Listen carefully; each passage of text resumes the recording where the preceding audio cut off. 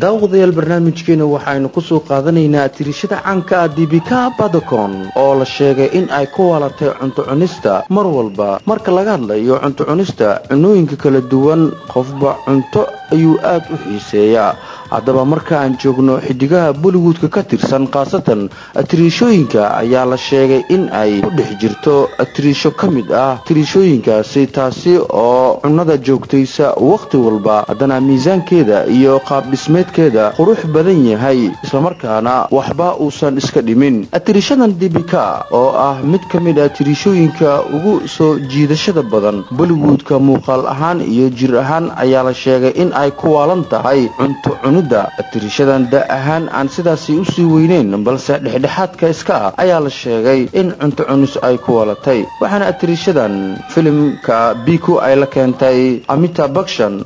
Bachchan ayaa isagu waxa uu sheegay in dabeecad ay u tahay in 3 daqiiqaba kadib ay cunto soo qaadato Amitabh Bachchan ayaa warbaahinta Hindiya u sheegay in uu arkay dhowr mar inta uu socday duubista filimka Biku Dibika oo mar walba cunto cunis ku jirta Amitabh Bachchan ayaa sheegay markii dambe uu isku dayay inuu ka qariyo cuntada 3 daqiiqo kastaba gabadhan Dibika cuno ay afka gashata balse miisaankeeda quruxda badan waxba kuma kordhin waana mid lala yaabay arintan ayaa Amitabh Bachchan ku tilmaamay waxaana Amitabh uu ku tilmaamay mid wali ah maadaama cunto cunis ay ku jirto 3 daqiiqo kastaba balse mid la yaab kale ayaa ah in Dibika uusan miisaanka jirkeeda waxba ku kordhin oo ay aad u sii qurux badnaanayso mega star Amitabh Bachchan ayaa waxa uu sheegay in Dibika Badakon cunto cunista ay ku waalan tahay waxaana uu sheegay in uu ku dhiirigeliyay marka